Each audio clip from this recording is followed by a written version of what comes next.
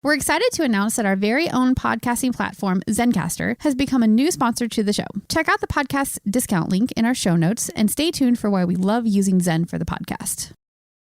You're listening to the Archaeology Podcast Network.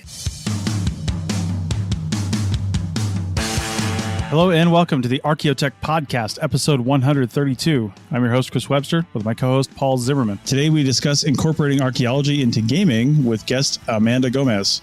Let's get to it.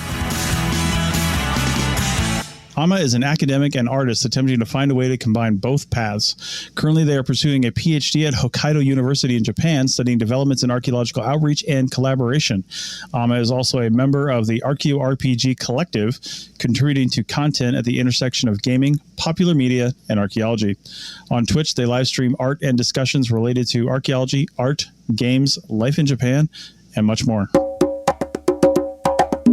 All right, welcome to the show, everyone. Paul, how's it going? Doing okay today. We're out of the school year, we're out of the professional development, and now we're into that time of the summer where we have our big infrastructure projects, which are going to be really interesting since we're going to be doing a lot of them remotely. How are you doing? Yeah, not too bad. Not too bad. I'm actually, this is my first recording from my mobile RV office that I live in now. And yeah, I've got my microphone set up and both my 27-inch displays in the passenger seat of the motor coach. And my wife is behind me in the living room and doing her own work. And this is my first actual recording from this setup. I'm in a campground in Northern California. So we're traveling around and staying mobile from here on out.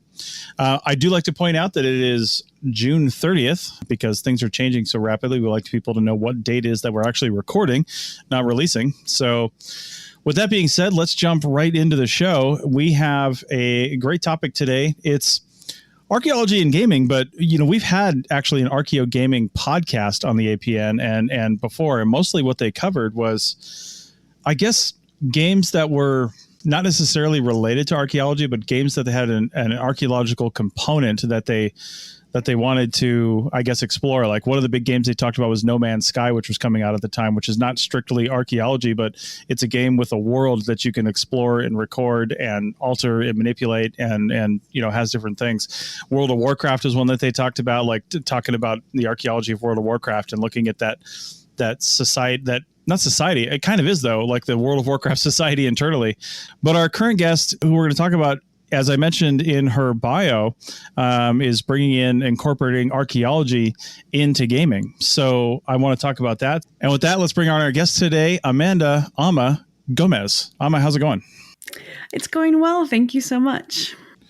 Great. Well, thanks for joining us, because as we're recording this, it's super early in the morning for you in Japan. So I appreciate you coming on the show to talk about archaeology and gaming.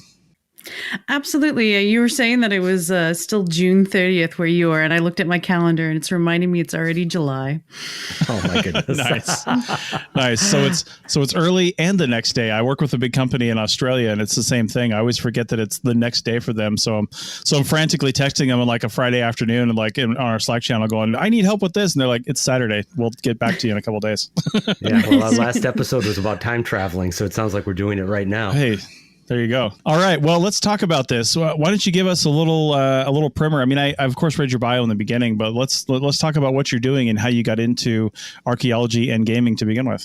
So I was originally contacted because I was posting up some videos on my Twitter for Animal Crossing New Horizons. Mm-hmm. That is not necessarily the first game that I've delved into in regards to archaeology adjacent or archaeological content in gaming, but it is one in which that I got really heavily involved in kind of during quarantine. And so it's been really, for me, something that has evolved over the last couple months with my involvement in a collective that's been playing tabletop role-playing games with archaeological themes in it.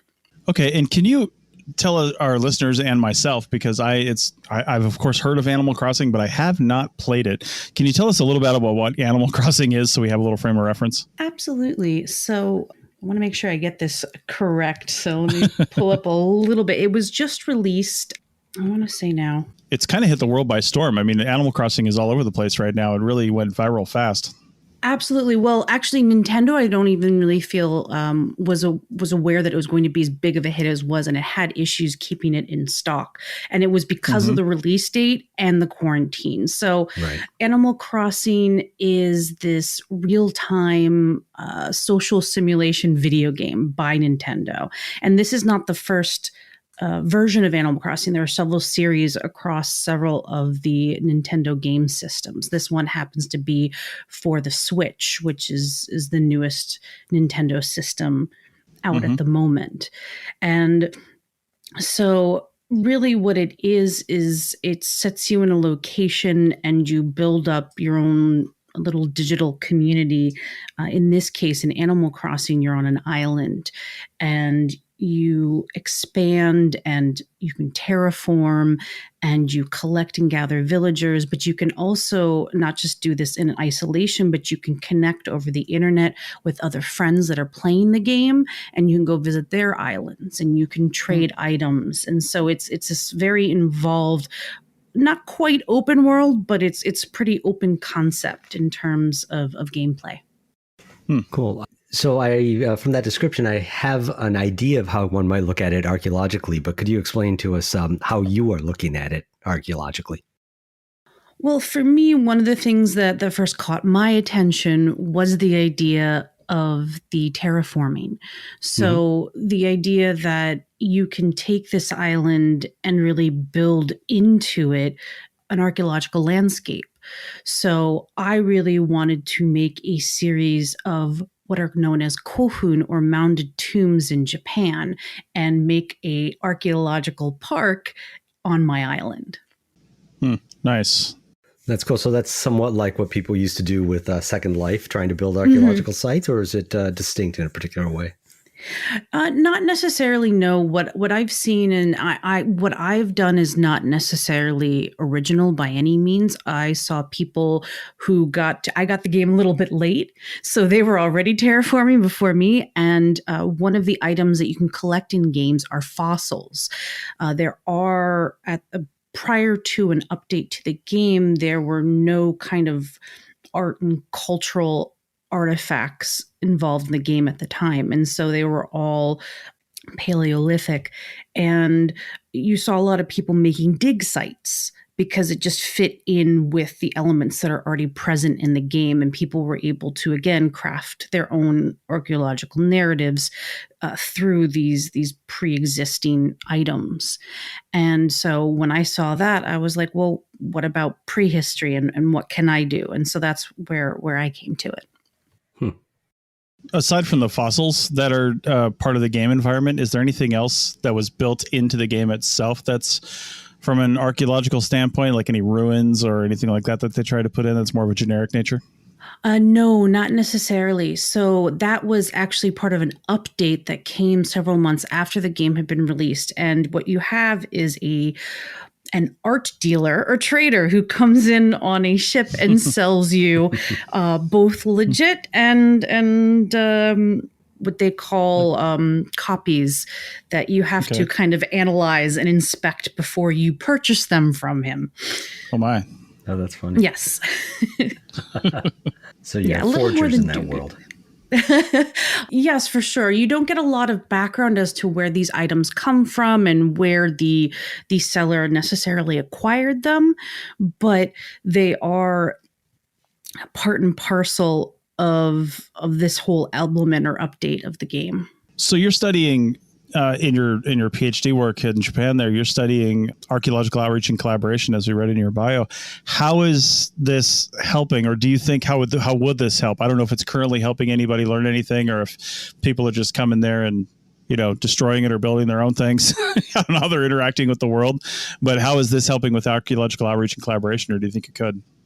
I think that's a great question. For me, studying in Japan, one of the things that I've become really curious about is specifically you're looking at games that are developed in Japan and pull on elements of Japanese archaeology, but they're introduced to a global audience. And for me, the thing that I find really exciting is how do people from in non-Japanese countries or countries outside of Japan, how do they approach these archaeological artifacts, the record, the information that's in game. Do they process it? Do they not process it? I also did a presentation back in December on Breath of the Wild, if you're familiar with that Zelda game. No, I'm not. No. So Zelda is another series from Nintendo that has many, many iterations across the many platforms. And one of the more recent Zeldas to come out is titled The Breath of the Wild, which was an open world concept or model. And it involved these many deep layers of the past into the narrative. And it drew upon Japanese archaeology as a artistic inspiration for that. And so for me, again, it was really interesting to see how did a Western audience respond to this. And one of the things I used was Google Analytics, if you're familiar with that. Mm-hmm. And so Nintendo released a video right around the time that the game was released, talking from the staff's viewpoint, so the art direction, the music, and they were all talking about where they were coming from when they developed this game. And the art director mentions a Japanese prehistoric period known as the Jomon. And if you go on Google Analytics, the spike in searches internationally for that term is huge, absolutely massive if you compare it over a 10-year period.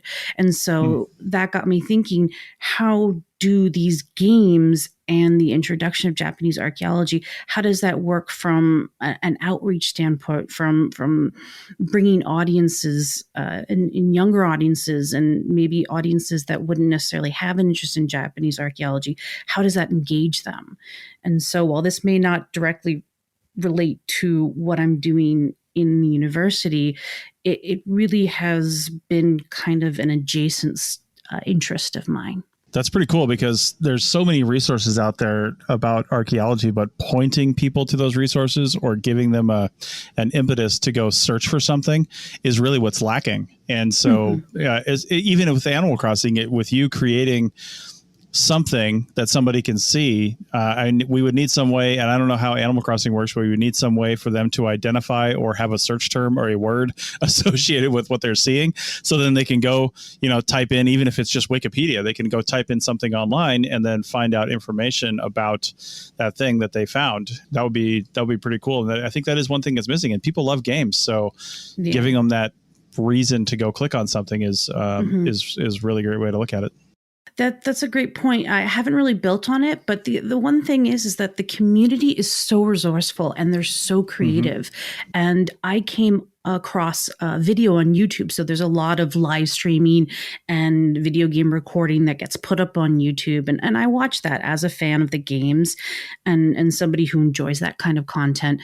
And there was one Animal Crossing fan who made an entire murder mystery out of their island. And what they did is you can create these stamps where you lay them out on the ground, and they had those numbers correspond with clues in a separate Google Doc. So people would go through the landscape, they'd find these clues, and then they'd be able to read the information. So rather than it being a game, because the game is very limited in what you can add, they created this whole separate resource that was a read-along and made a whole mystery within their Animal Crossing island, in essence. That's interesting, cutting across different media and different ways of presenting the information. I hadn't thought of that. I've only ever thought of, when people create sites or activities within a game, it all being self-contained within the game.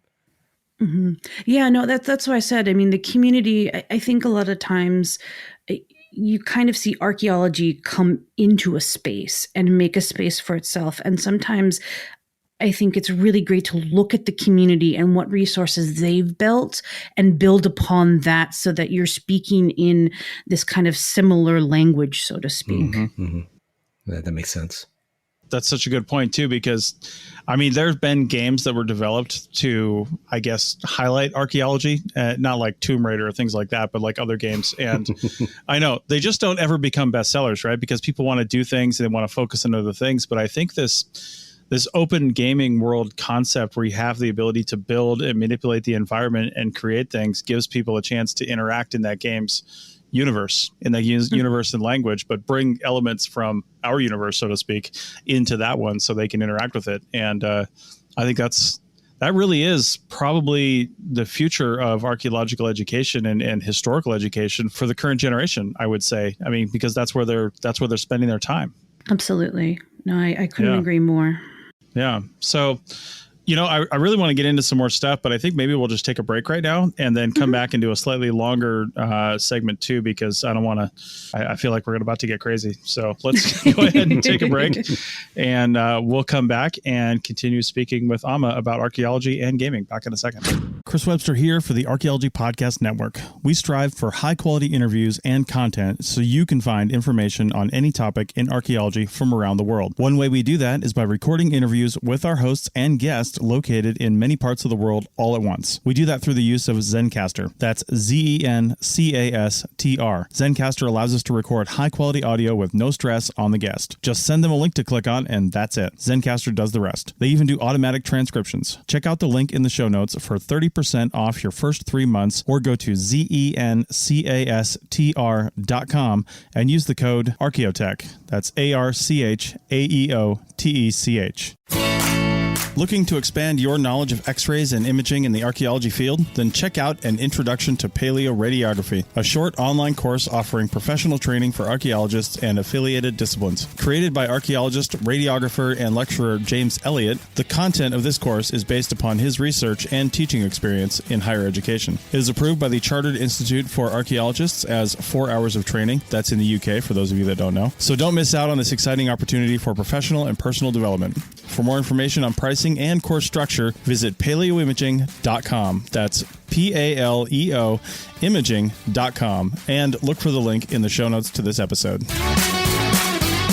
Hi, welcome back to the Architect Podcast, episode 132. Today we're talking with Amma Gomes about work that they're doing with various kinds of gaming and Japanese archaeology. And this is going to be, a little bit more of a kind of free-flowing discussion today, in case you hadn't guessed already.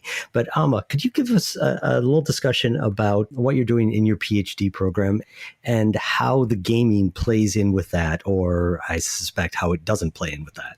Absolutely. Thank you. So my current PhD is an extension of my MA research, in which I've spent the last 10 years working on an excavation in northern Japan on an island where they're starting to introduce outreach initiatives in various forms.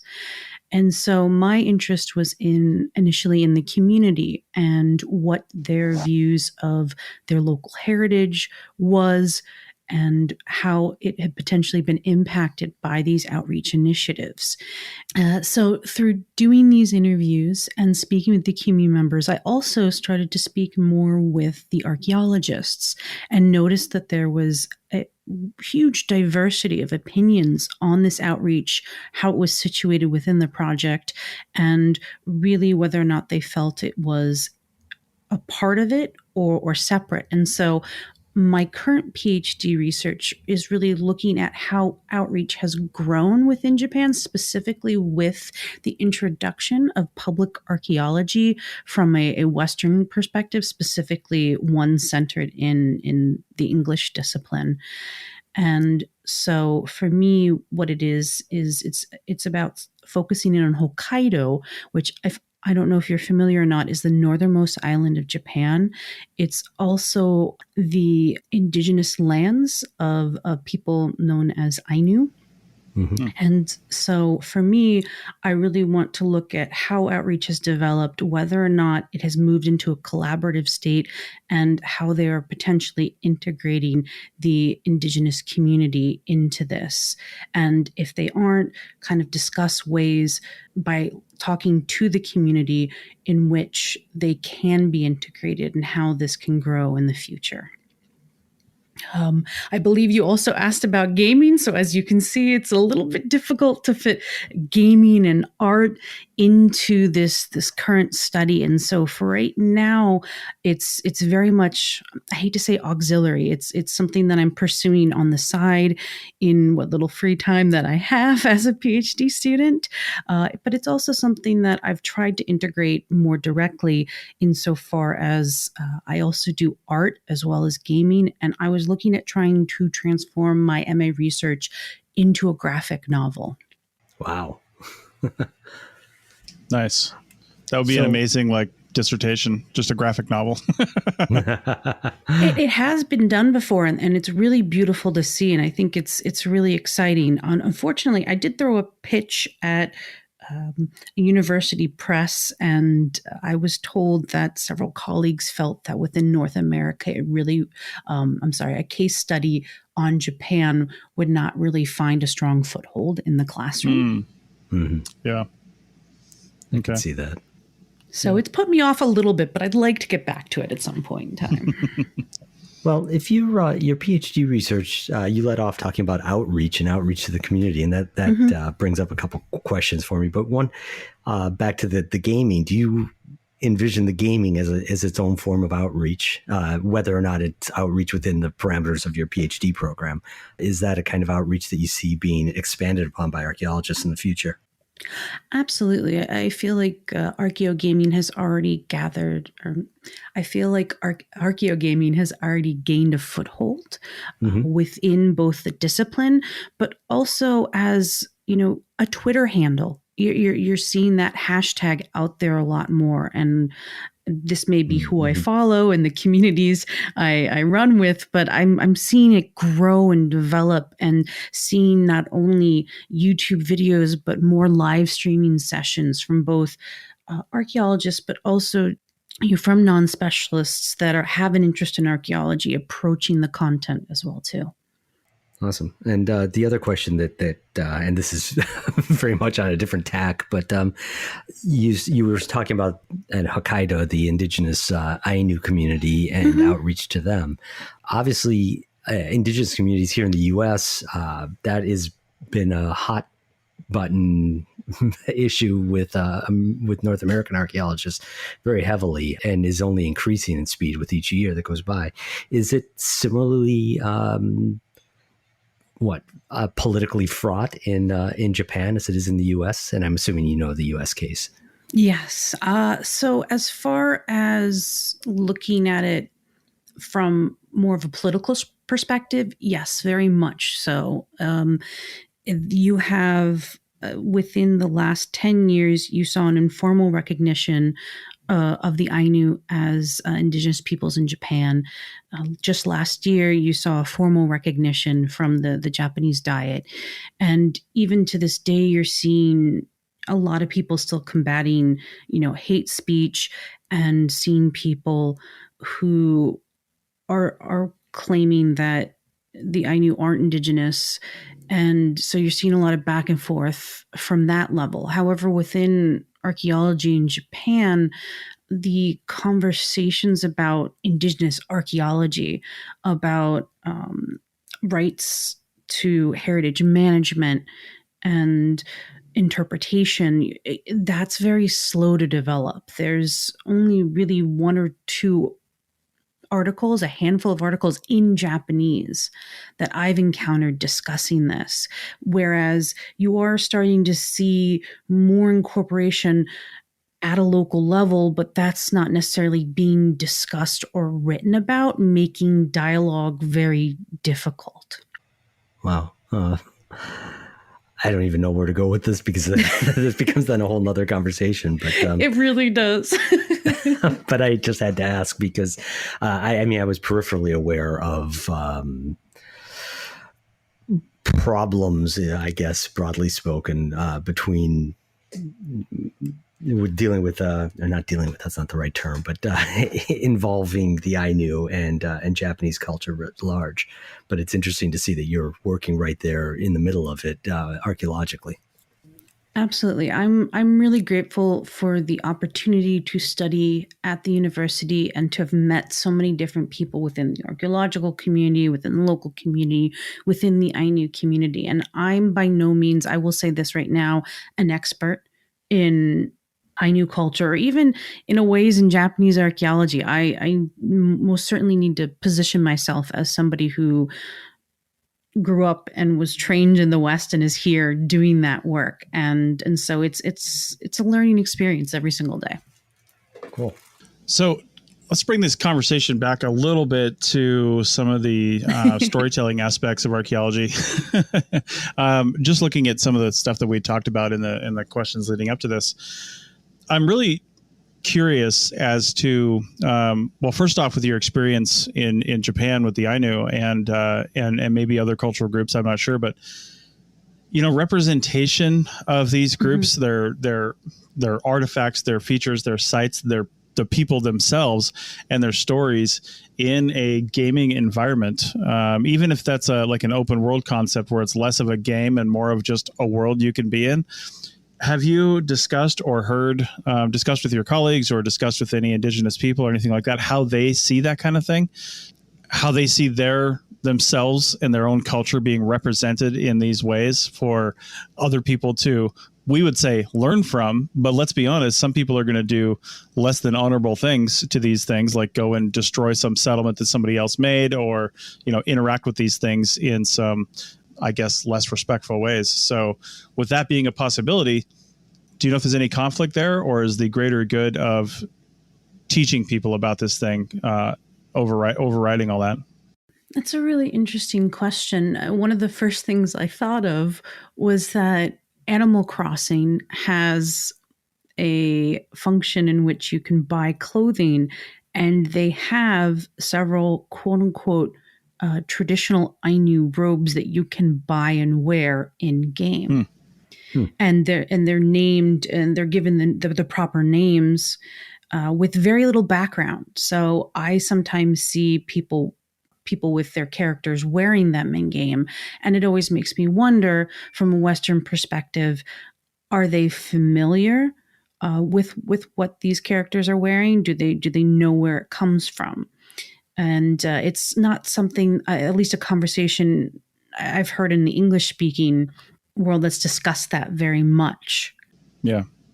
And I'm wondering too, like, I'm just looking at some images of Animal Crossing because I haven't played it, but it looks like you can be a person, but can you also be an animal as your character? No, you cannot. You can dress up like an animal. They have tons of animal-like gear, but no, your avatar is always going to be human. Okay. So that's one thing. I was wondering about them thinking about, somebody dressed up as a panda or something, buying one of their traditional garments. It doesn't seem, I'm not sure how that would go over. But yeah.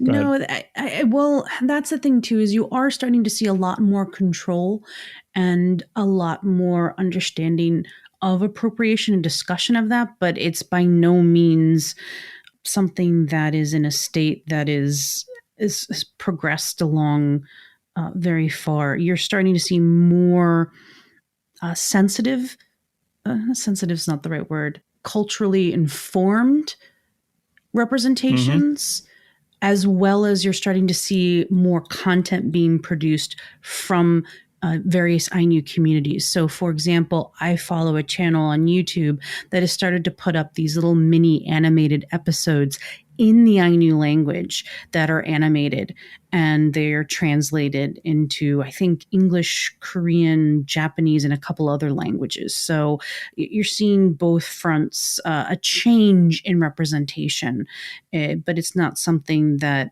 I think it's progressing slowly, and there's a lot of good that has come out of these projects, but there's still a slow change within the larger population. There are still people outside of Hokkaido who think that the Ainu live in traditional quote unquote hunter-gatherer lifestyles and don't realize that there's a modern Ainu identity.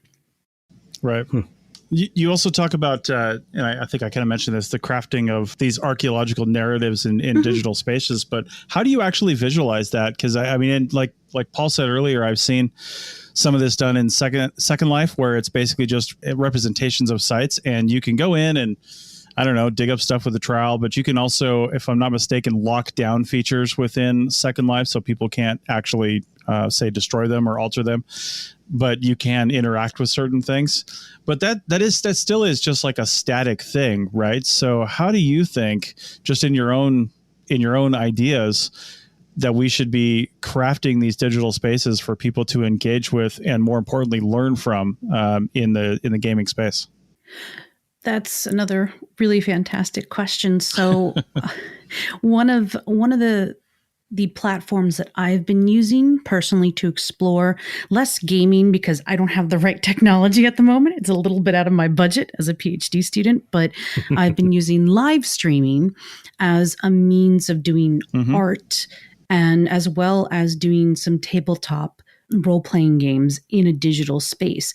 And what live streaming is it goes beyond just broadcasting into this participatory realm, because a lot of them are paired with these user interactions via chat rooms. You're creating a community. And when you do that, I feel that while, yes, there are only certain players, quote unquote, or people that can interact directly with that content, there is still that opportunity for back and forth and community building that happens in these spaces. And so this viewer interaction that's built into live streaming, and this ability to reach a wider audience and grow, not just within gaming, but within, I think some of the other popular channels I saw were just chatting. I mean, there are huge amounts of people right now on platforms like Twitch, if you're familiar with that are just watching people talk, and they can respond to them in real time.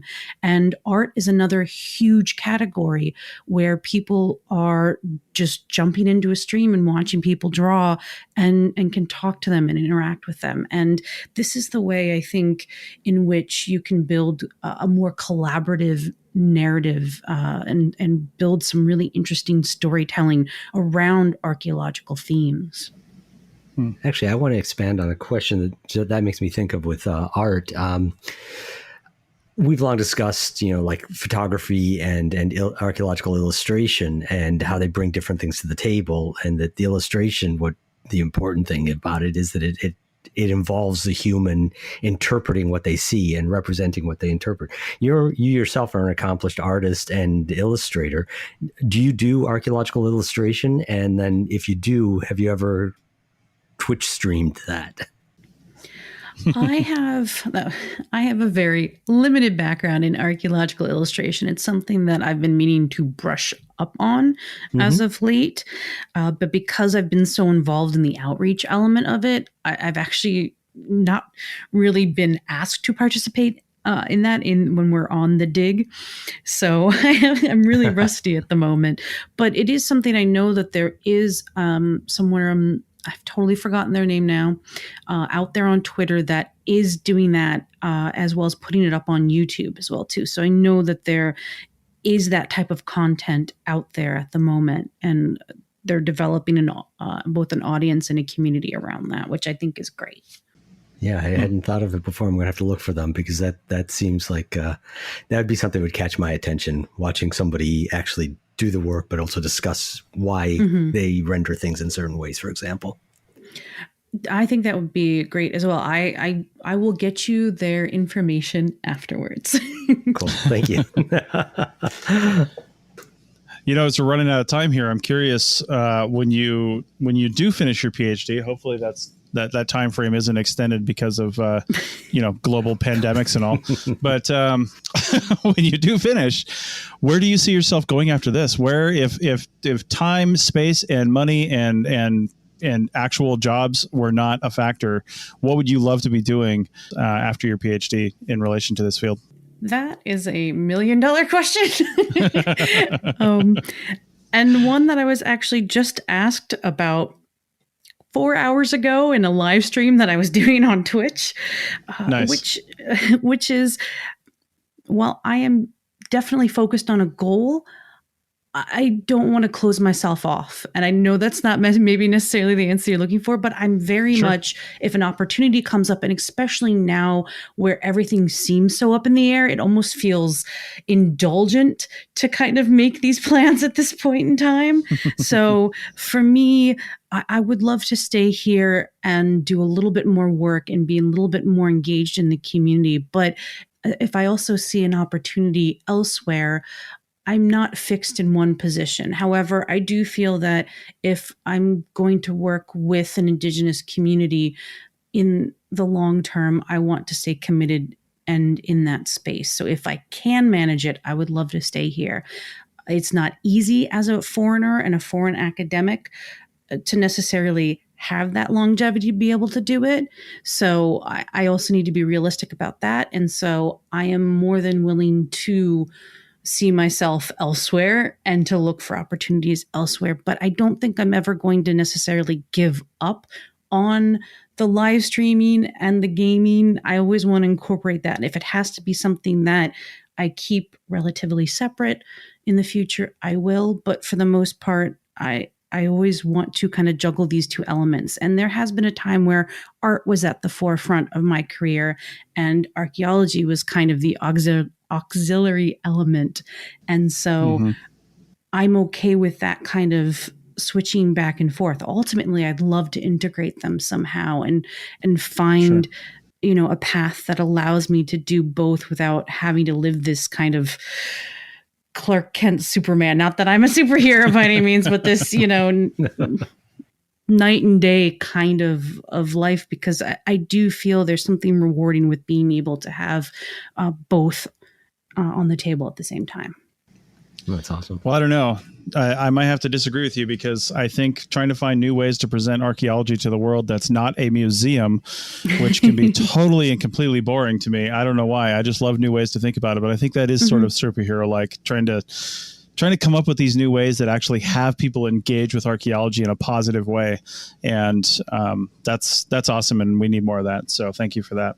Oh, thank you. And I absolutely am inspired by a lot of the other people that are out there doing this and have been doing this for many years. And I can't say that I'm necessarily a pioneer by any means. And I'm really grateful for the very vibrant and growing community that I'm seeing out there. And especially with recent situations in the pandemic, you see a community that's not just thriving, but growing massively because people have this time on their hands and their willingness to both create and consume content. Absolutely. Well, on that note, let's make an end to this segment, and Paul and I will come back with the App of the Day segment. But I do want to thank Ama Gomes for your comments and your work in this space. I think it's really encouraging. It definitely gave me some things to think about as well, and thinking about moving forward. So thank you for that, Paul. Anything left to say? No, I just reiterate what you said, that it's really cool to see what Ama's doing in terms of bringing together outreach and art and electronics and streaming and all these different things, and thinking about them in ways that, a crusty old brain like mine doesn't. Indeed. Well, again, thanks, Ama, for coming on the show. Absolutely. Thank you so much for having me. I appreciate it. Thanks. Take care. You may have heard my pitch for membership. It's a great idea and really helps out. However, you can also support us by picking up a fun t-shirt, sticker, or something from a large selection of items from our TeePublic store. Head over to arcpodnet.com/shop for a link. That's arcpodnet.com/shop to pick up some fun swag and support the show. All right, welcome back to the Archaeotech Podcast, episode 132. And we're going to get to our App of the Day segment here shortly, but I just wanted to wrap up with the conversation we just had with Ama. And man, it really got me thinking on some stuff, because I don't want to say I hated museums for a long time, but I've not really found museums to be that engaging. And they're really the only popular way that we have to engage archaeology with the general public, right? Everybody knows what a museum is. People go inside them and they see these things, and some are done better than others. Don't get me wrong. I'll never forget the life-size diorama at Cahokia outside St. Louis, Missouri. That was fantastic. It really gets you into the setting and see how people live. But when you've just got under glass covers of artifacts with a plate next to it that says the medium and maybe even the date range or something like that, that tells me nothing, right? I'm not fascinated by artifacts. I'm fascinated by context. And I think the Second Life was really exciting to me too when it first came out, and people were putting sites in there. And then also, what was it? Like Google SketchUp or something like that. People were doing stuff in that, but these recreations of sites, now we're getting more into a digital aspect of a museum almost, where you're recreating these sites that people can still just come and look at, but not really learn from an information standpoint, maybe from an architectural standpoint, but not from an informational standpoint. But I think including archaeology, like real archaeology in gaming, and just inserting these little nuggets of information, so it doesn't really take over the game, but gives people a little something. They probably don't even realize it, but they're getting an education, right? We just need to let people know that this, I think, is the hard part. Let them know that it is actual real information and it's not game information. Like that, Amma mentioning that that outer garment, I think like a jacket kind of thing that you can get from the Ainu for Animal Crossing. I mean, somebody would have to know that that's actually a real thing, right? Like, so they could impart that knowledge onto somebody else in a real world context and bring that information from the game to the real world. That is the challenge, that it's not a game element. It's a game element, but it's a game element with reality behind it. How do you convey that? I don't know. It's an exciting time, though. No, it certainly is. And I think that Amar had a really good point about meeting people where they're at. And so if you can, spark interest through a video game, if you can spark interest through a live stream, through a YouTube channel, through a podcast, through whatever, where people are going anyhow, that's going to be how we keep people engaged with archaeology going forward. The trick is, how do you make people, how do you do that tactfully, effortlessly, intelligently, whatever the words you want to use there. But, how do you do that right? Right. That is the trick. So, the other thing you always have to be concerned with is the cultural representation of the things that you're doing in there. Like, are you representing it what we think is accurately? And then is that the Western interpretation of accurately versus the indigenous or native interpretation of accurate? You know what I mean? Because sometimes the Western archaeologist interpretation of accurate is based on what we know now and not based on what we can't prove. But a lot of times the native interpretation or the indigenous interpretation includes those somewhat non-scientific aspects that we can't necessarily prove or that we don't have hard physical evidence for and therefore don't really discuss, right? So which one do you represent in that sort of environment? I don't know. I don't know either. But those cultural intangibles are certainly important. And as archaeologists, that's what, especially as North American archaeologists or archaeologists trained in the North American system, where it's anthropology first and then archaeology second. Those cultural intangibles are supremely important to us, even if we do a really bad job of representing them. Yeah, indeed. The other weird thing to think of too is a lot of games have been developed in Japan, right? I mean, Nintendo being one, Sony another. Now, they're not necessarily developing the games in-house. I mean, a lot of times they're buying games or have other developers working on them from around the world. But the gaming space is such an interesting space because thinking archaeologically, like I'm sitting here in California right now, there are a lot of laws that deal with on the ground, in place, location archaeology. If you're doing this here, you will have a Native American monitor and they'll be from this tribe and there's nothing you can do about that, right? Very regulated, very, very strict about that. But the gaming space, there's no regulation. You can represent anybody any way that you see fit, even if you're representing a real landscape, even if you're using photorealistic, digital representations of a real landscape. You could be in Japan representing Northern California and represent the Native Americans up here any way that you please. And there's literally no regulation against it, not even in this country. And it makes me wonder if, it makes me wonder if there should be, you know what I mean? But how would you enforce that from a global standpoint? No, I don't know if it is enforceable on a global standpoint in a legal way, but it certainly is through societal pressure, through boycotts of goods or advertisers and the like. And we see that in a lot of different respects nowadays, which actually kind of made me wonder, how do the Ainu feel about and the Ainu, I'm lumping people into just one term there, I realize, but how do they feel about having their traditional garments sold in or traded in Animal Crossing? Is that okay? Right. Is that something good because they're being represented, or is that something that feels like cultural appropriation? I have no idea, but I could see any of those answers, and probably a variety of different, more subtle ones too. Well, and that's where I think it goes back to like Amma knows what that garment is, right? But does your average 12-year-old playing the game know? Are they even told that it's a traditional Ainu, garment or something like that? I mean, if they're not told that information, and that information is not at least displayed somewhere on the screen for them to just click through really fast or read if they choose or listen to, depending on how it represents that. I mean, what's the point? You know what I mean? So yeah, it's a real touchy thing, and it's a real touchy subject that has to be approached delicately. But I think this is the future of instructional narrative from a historical standpoint. I mean, this is how people engage and listen, and we'll spend hours and hours and hours and hours and hours playing. Like I've got a PlayStation 4. I've got the game No Man's Sky, and I just got it a few months ago actually for that. And I don't play very often, and the reason is because when I do sit down and play, it's like 5 hours later, and I realize I haven't really done a whole lot. Like I've engaged with this world, but there are some like quests and things that you can do, like the different tasks, but it doesn't really hold you to that. If you don't pass it, it's not like you fail or die or anything. Mm-hmm. But it's just like this world you can engage in, and it just sucks all your time away. And people are spending days and days and days in a row doing this. And if we can just get a little bit of knowledge in there and let them know it's real knowledge, not game knowledge, then we've done something good, because they're going to be there anyway. Well, one of the mysteries of real knowledge and game knowledge is that you and I want things to be kind of upfront, more concrete. Hey, here's that I knew traditional garment. Click here to find out more. Right? And so if I think it's pretty cool, or what the heck's an I knew, I click there to find out more, and then I'm down that rabbit hole. But a lot of information actually travels through back channels.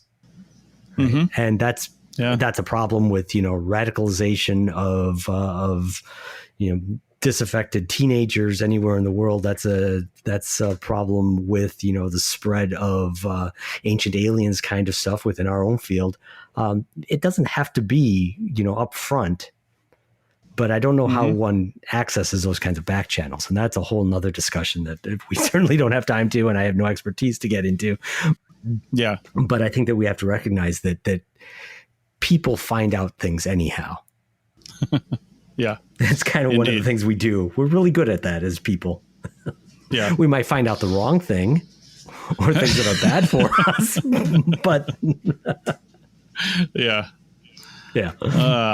All right then. Well, on that note, I think we'll switch to the app of the day, but I will say, if you're listening to this and you're interested in archaeology and gaming, we do have, especially if you're in this space, we do have the Archeo Gaming channel. I think it's just called Archaeology and Gaming right now, because we had an Archeo Gaming podcast several years ago that the hosts, for various reasons, couldn't keep going. But we keep the channel alive. So if anybody out there is doing research or is interested in archaeology and gaming, is willing to kickstart that podcast again, then just simply let me know through the contact information on the website or through the show notes of this podcast. So, all right, let's shift gears real quick, because I've got an app that I've been using, an app of the day that might be helpful to archaeologists and others listening to the show. And that app is called Copilot GPS. And one thing that was not incredibly obvious when I first downloaded this was it's actually developed and run by Trimble, the people that make GPSs and total stations and stuff like that. So if I'd known that to begin with, I probably wouldn't have downloaded it. But but no, I got to say, the reason I downloaded it is because I had heard that there were special GPSs out there, and your older crowd will probably buy the actual GPS unit. But who buys a GPS unit these days? There's an app for that, right? So I wanted something, though, because I heard, now that I'm driving around an RV whose dimensions are about 13 feet tall, 10 feet wide, and 36 feet long, and soon I'll be towing a vehicle. So I'll be a total of about, with the tow hitch, I think we're going to be a total of about close to 50 feet long, 48 feet or so. And there are certain places you just can't go. There are bridges that I'm very hyper aware of right now when I approach them and I see the height. And there's avenues I've been down where there's low hanging trees and power lines and stuff. And you're just looking up top going, man, I hope I don't hit that. And it's just crazy. So this GPS, you can put in the dimensions of the vehicle that you're driving. And a lot of these things like bridges and tunnels and stuff like that data, the height of that thing is actually in the GPS. You don't ever know it because you don't need that information, but it's in the mapping systems. They record that in most cases. So this will do several things. It'll route you around stuff like that. You can do all the typical stuff like turn off toll roads, because a toll in a 36-foot RV with 6 wheels is going to be more expensive than your general car. So maybe you don't want to do that. Who knows? It will not take you around like steep switchbacks and things that it knows you can't make the turn on. So it'll just route you in a direction that you can actually take. So I downloaded that. I got to say, it's a little bit under featured. Like the mapping is not very good. Like right where we're at right now, we're sitting next to the Russian River, which is a pretty famous river in Northern California, and it's not on the map. Like it's not displayed on the map. Like, I'm not sure why. Yeah, like what the heck? And some of the routing has been really interesting too. Like it's routed us off the highway a few times when I'm pretty certain we could have stayed on the highway, because there were semis on the highway that I saw that I also saw again when we got back on the highway, especially when we were in traffic and stuff like that. And I know it wasn't routing us around traffic because it doesn't do that, but it was definitely taking us off the highway when I thought it didn't need to take us off the highway. And I'm still not sure why it did that, but it does allow you to do route planning, which is pretty great. Not a lot of apps are really good at that, like adding a stop and changing the orders of those stops and things like that. I haven't seen too many GPS apps that are really good at doing that. Apple Maps sucks at it. Google's not much better. And, and other apps just, I just haven't found one that's really good at doing that. This one is good at doing that. And you can save the trip and call it up later. So you can do advanced route planning, weeks ahead of time if you want to. The search function was okay. Not very intuitive. Again, I had to really look at their category searches and things like that in order to figure out how to actually find things. So the app itself is a typical Trimble product. It's not very easy to follow, but once you do follow it, it's pretty powerful and useful. And I've got sitting on an iPad mini Velcroed to my dash here because I've got a dash that's 10 feet wide. So the iPad mini is not, it's dwarfed on this dash, and it's great and easy to see because it's actually, I can't even reach the screen. It's so far away from me. So when I'm driving, so I have to set it up and basically let it go. The only other big downside I would say is there are some features, including the voice navigation, that you get for 14 days, I think, for free. But then after that, you got to pay. And I think it's $30 a year or something like that, or you can pay monthly. I ended up paying for it because, I need the size restriction stuff, even though I'm not crazy happy with the app. But there you go. So if you're towing a vehicle, even if you don't have an RV, but you're like towing a vehicle or something like that, and you've got some restrictions on where you can go, you can put that kind of information in here and then hopefully not get stuck somewhere. Yeah, well, I see why you downloaded this. I'm looking at it on the App Store, and the fourth screen capture over is captioned "Built for RV drivers." Exactly. And I do. I do have to say having a GPS that can figure out or can take into account restrictions on, size restrictions on roads would have saved me a lot of hassle a number of years ago. We had to take, this is funny, we had to take $250,000 worth of used MacBooks to a parking lot in New Jersey. Oh my, that sounds legit. It was, but as we're driving out there, we're like, wait, what are we doing now? Yeah. And what we were doing was driving down way too many roads that were restricted to trucks, and we kept on getting pushed different directions, and it took us forever to get out there. I accidentally clipped somebody's side view mirror because it pushed me on a on a road that was not wide enough for the truck I was in.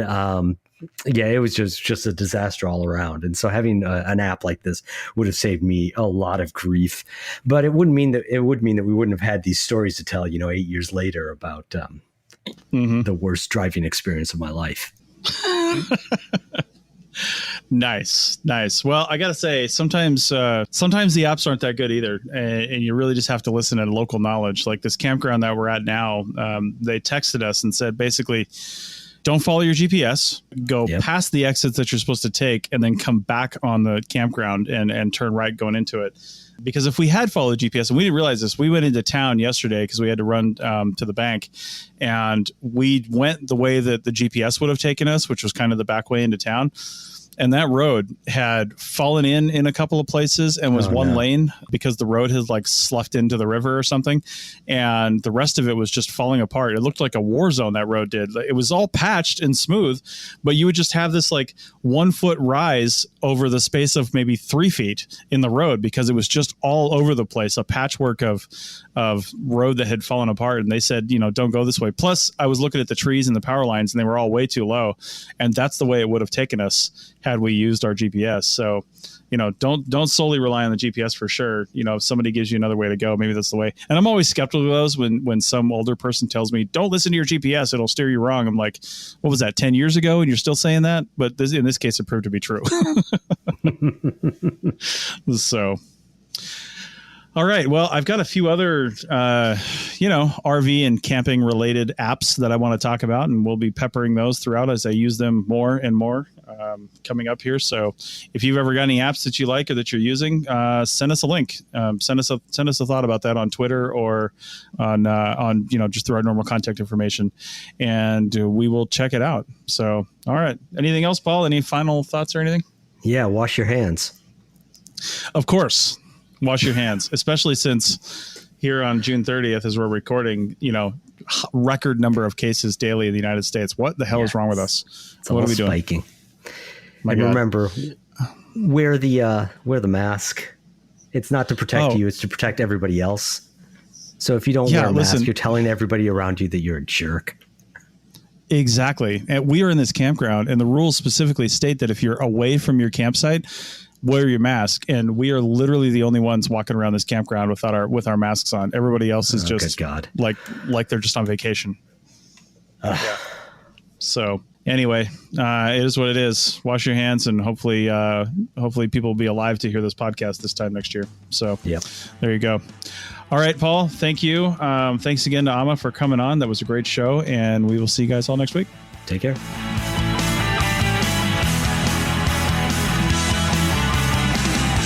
Thanks for listening to the Archaeotech podcast. Links to items mentioned on the show are in the show notes at www.arcpodnet.com/archaeotech. Contact us at chris@archaeologypodcastnetwork.com and paul@lugal.com. Support the show by becoming a member at arcpodnet.com/members. The music is a song called Off-Road and is license free from Apple. Thanks for listening. This show is produced and recorded by the Archaeology Podcast Network, Chris Webster and Tristan Boyle, in Reno, Nevada, at the Reno Collective. This has been a presentation of the Archaeology Podcast Network. Visit us on the web for show notes and other podcasts at www.arcpodnet.com. Contact us at chris@archaeologypodcastnetwork.com. Thanks again for listening to this episode and for supporting the Archaeology Podcast Network. If you want these shows to keep going, consider becoming a member for just $7.99 a month. That's cheaper than a venti quad eggnog latte. Go to arcpodnet.com/members for more info.